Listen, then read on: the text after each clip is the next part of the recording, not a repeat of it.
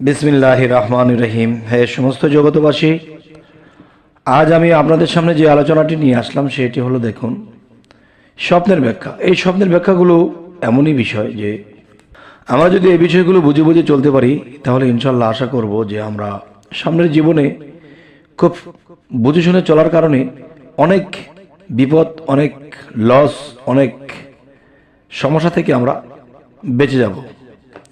আর সেই ইঙ্গিতগুলো আল্লাহ স্বপ্নের মধ্যেই দিয়ে থাকে।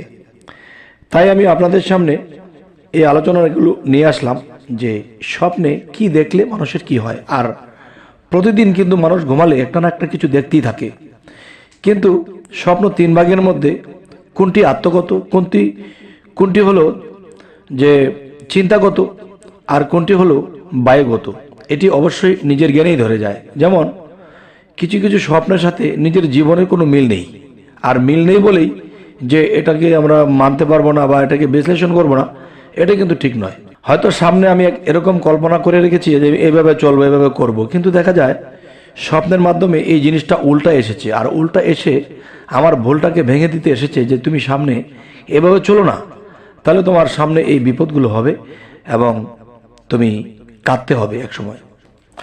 তাই বলবো, অবশ্যই আমরা স্বপ্নের ব্যাখ্যার ইঙ্গিত নিয়ে এসেছি, অবশ্যই আমরা খেয়াল করে শুনবো। সেটি হলো, দেখুন, যদি কোনো ব্যক্তি স্বপ্নে তার মাথা পাখির মতো বা পাখির মাথার মতো দেখে, তবে এই স্বপ্নটি দেখলে আপনি কি বুঝবেন? যে স্বপ্নে আপনার মাথাটি পাখির মতো দেখা গেলে আপনি এটি বুঝবেন যে অত্যাধিক সফর করবেন আপনি। বাংলাদেশ, বিদেশ বা যে কোনো ডিস্ট্রিক্টে আপনি অত্যাধিক সফর করবেন। আর এটি বুঝবেন যখন আপনি এই ধরনের স্বপ্নটি দেখবেন। বা এটিও দেখতে পারেন যে কখনো কখনো পাখির মতো আপনি আকাশে উড়ছেন, তাহলে এটি দেখলেও আপনি বুঝবেন যে আপনি সফরে যাবেন বিভিন্ন জায়গাতে। আরও একটি বিষয় হলো যে আপনি ধনরত্ন আপনার হাতে আসবে। আচ্ছা, এরপরে আসবে যে যদি কোনো ব্যক্তি স্বপ্নে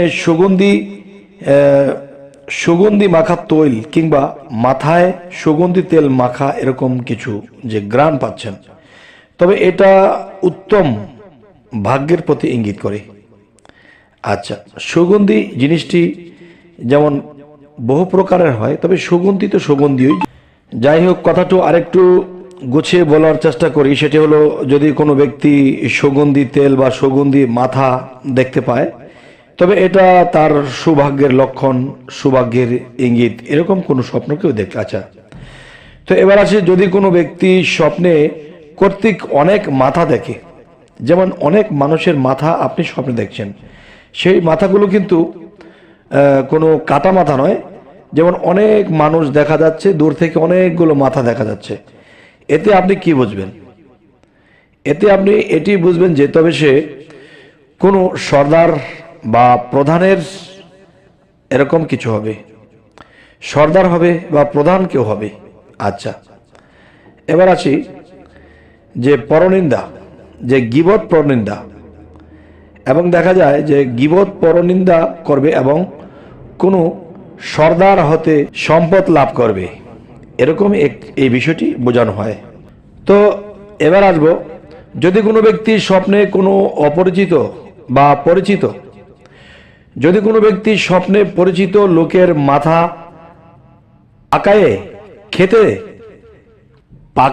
খেতে দেখে, তবে এটা উক্ত লোকের পুঁজি বা মূলধন বোঝায়।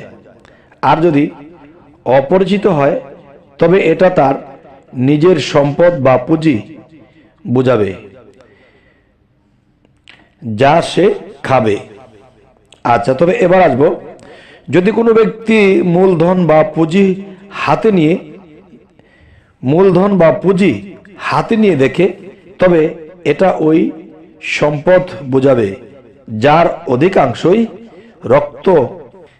অধিকাংশই রক্তপণ নিহত ব্যক্তির রক্তমূল্য